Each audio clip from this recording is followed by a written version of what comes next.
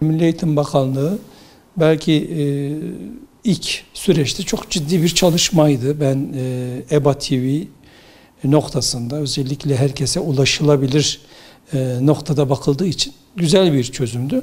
Ancak içeriği, detayları noktasında sıkıntılar yaşandı. Hepimizin malumu, canlı olmadığı için çocuklar istediğimiz verimi alamadık. Ama süreç öyle bir süreçti ki gerçekten de çok kolay bir süreç değildi. Bu anlamda yetkilileri de anlamak lazım. Gayretleri, çabaları vardı ve ciddi bir çaba sarf edildi. Orada görev alan bütün öğretmen arkadaşlarımıza biz teşekkür ediyoruz. Çok fedakarhane bir çalışmaydı. İkincisi de canlı dersler şeklinde bir çalışma oldu. Canlı derslerde öğretmenlerimizin özellikle çabaları maalesef toplum tarafından çok takdir edilmedi. Onu söyleyeyim. Sanki hani okullarda olsa öğretmen daha çok yorulur gibi bir kanaat vardı. Ben tam aksini düşünüyorum. Özellikle öğretmen arkadaşlarımız canlı derslerle 2 kat efor sarf ettiler. Kimisi ev düzenini okula çevirdi. Bu anlamda interneti olmayan öğretmen arkadaşlarımız vardı. Belki bilgisayar olmayan arkadaşlarımız vardı. Bu konuda özellikle bu süreçte fedakar bir şekilde işte kimisi eve internet bağladı. Bilgisayarın en pahalı olduğu süreçlerden bir tanesiydi. Bilgisayar almak zorunda kaldı.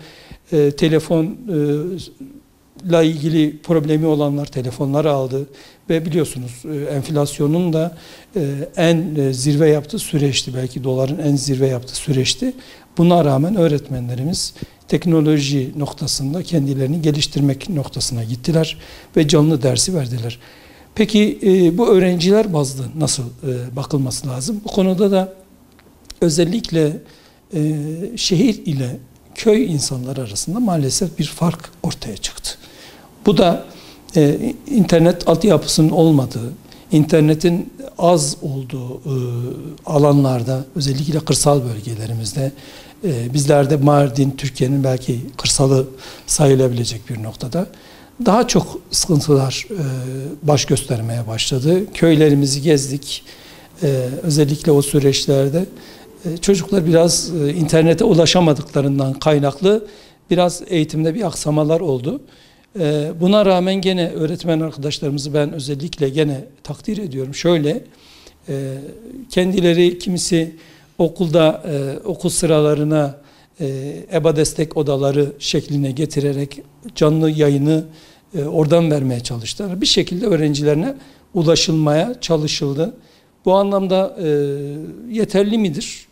Ben yeterli olduğunu düşünmüyorum. Ama hiçbir şey yapmamaktan çok daha iyi.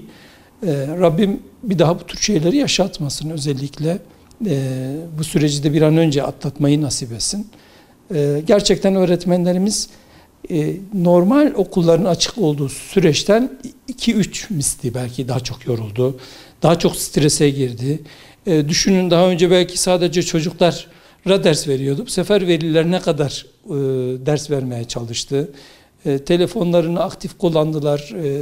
Özellikle sosyal medya üzerinden iletişim araçlarını kullanmaya başladılar.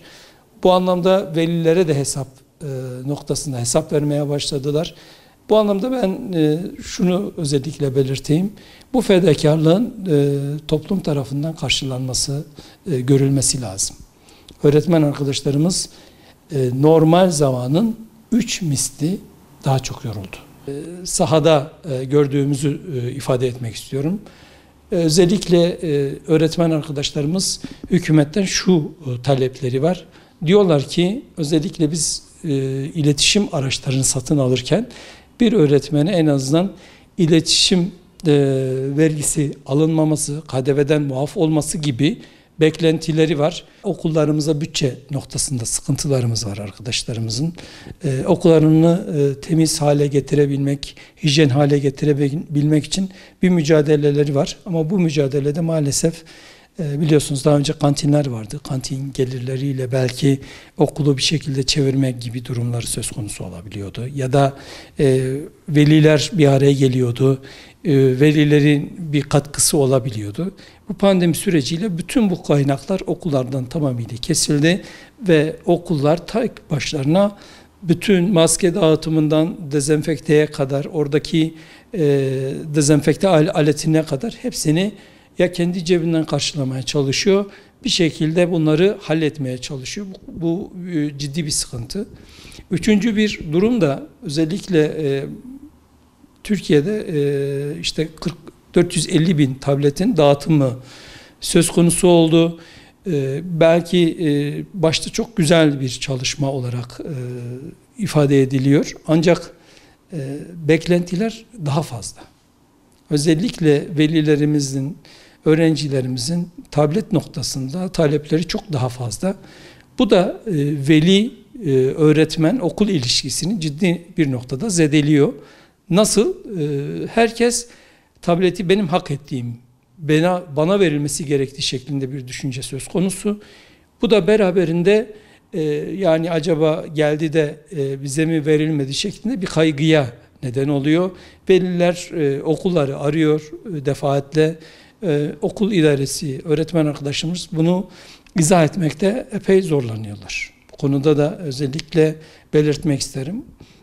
Ya bir kriter olması lazım ya da daha çok sayıda bir tablet dağıtımı söz konusu olması lazım ki gerçek anlamda bu uzaktan eğitimin işlevi yerine gelsin diye.